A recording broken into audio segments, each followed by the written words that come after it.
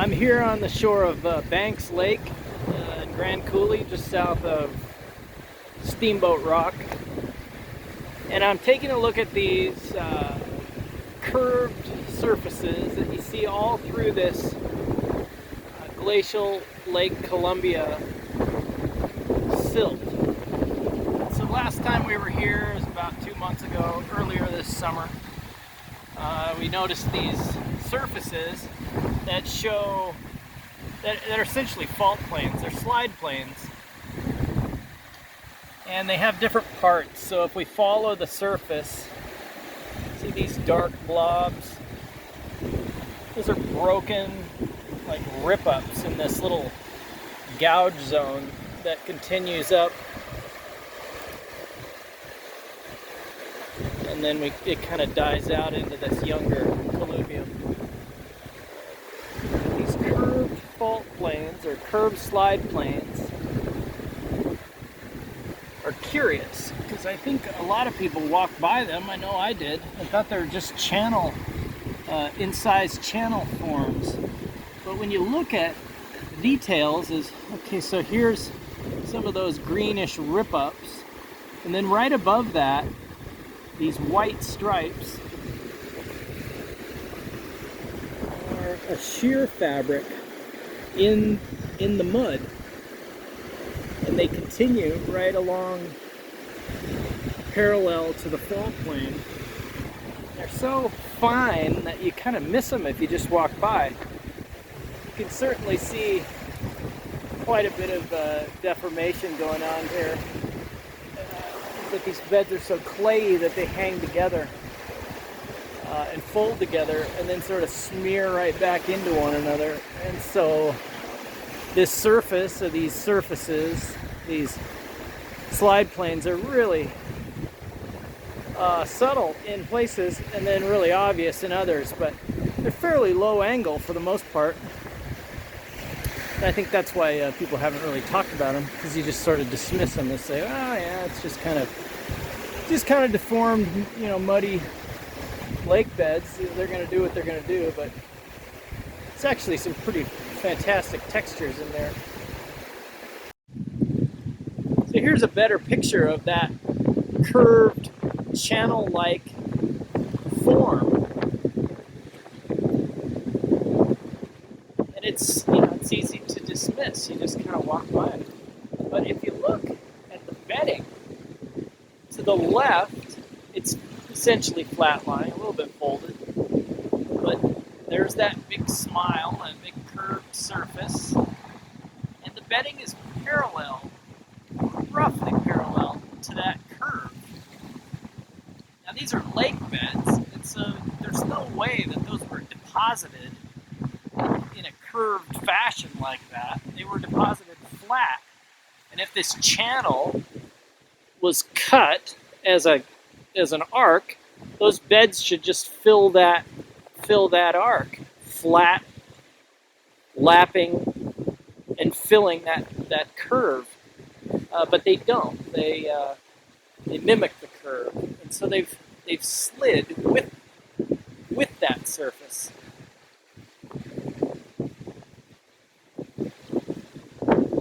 So this contact is the slide plane.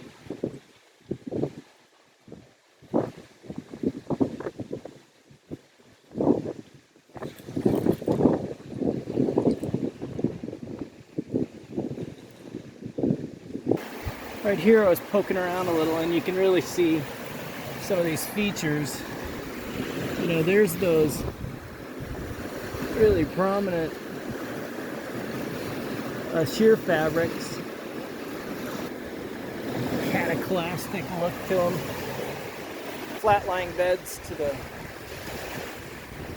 the right underneath that glide plane there, and then package of coherent, folded, drooped slump block along that surface.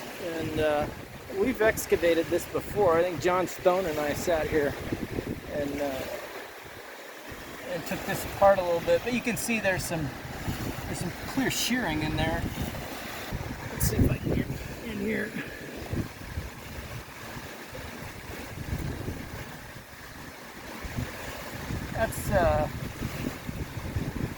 That's compression, isn't it? So I think we're looking at oblique translation of this block towards us. Bedding is, essentially like this. And then about right there, along that plane, below, we get tortured and twisted up beds. So deformed beds below that slide plane, and then they sort of accommodate the strain and then flatten out again. But they're all tilted slightly. It's hard to see. But you can clearly see that there's a distinct slide plane right there, and everything below it is folded. And I just have to wonder, is this because of ice, glacial ice sitting in here, floating this pile of mud? Yeah, I don't know. I guess we'd have to look farther south in order to confirm whether or not you have these same slide surfaces. Maybe Payne's Gulch, maybe further south than there even. Because if you don't have ice, maybe you don't have the loading. Steamboat Rock's looking good. September.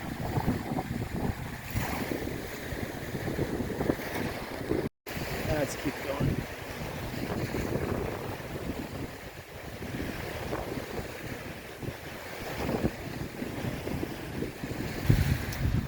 Here's Bretz's till. Maybe it was, I don't know if you call it Atwater's till now.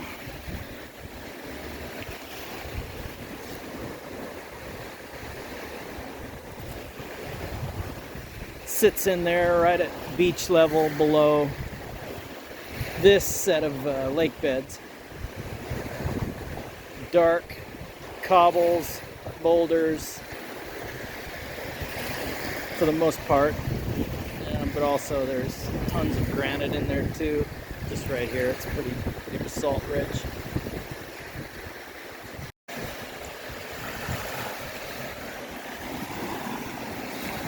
A dark matrix, dark fine grain matrix, and it's hard. It's really put together. These clasts are well cemented in there, glued up. So that till kind of changes character down the shoreline, but always right there at beach level. So this is that Diamict.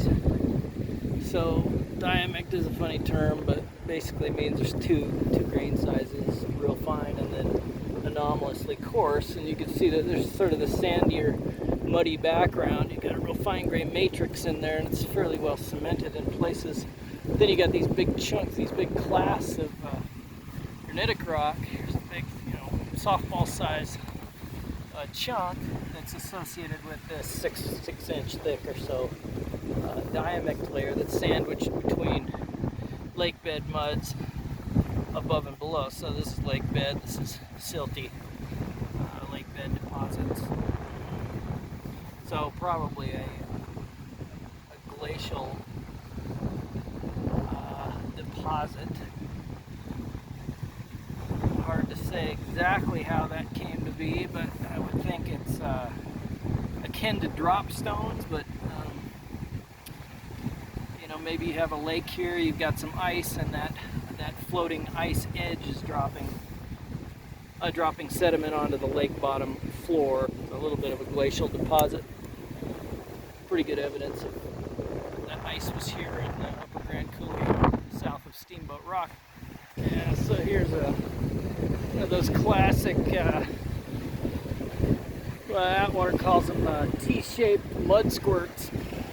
And there's so you have mud here, so clay and silt, and then sandy stuff with ripples below, and then you've got this kooky little Diamict layer with some clasts in it, and then right above that you've got a body of sand, so a higher energy deposit flowing over a quiet water deposit, so fine grained stuff, soupy mud, and then of course there's sand up above, rapidly deposited, and so you get these swirls.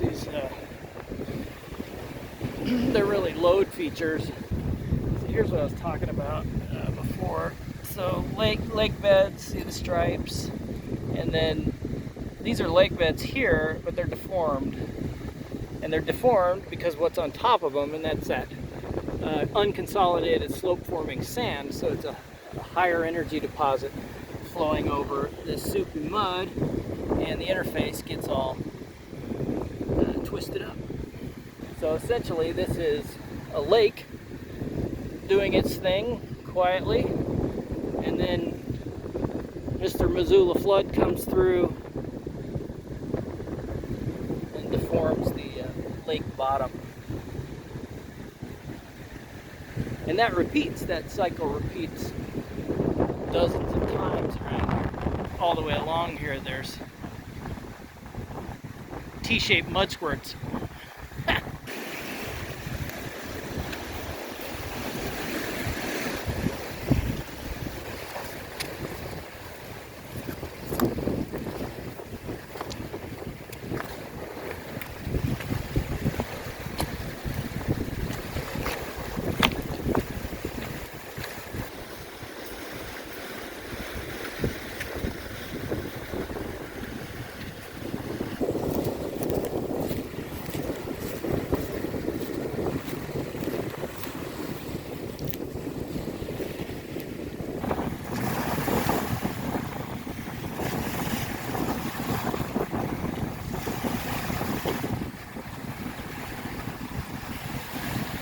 Yeah, I wish Norm Macdonald could have seen this.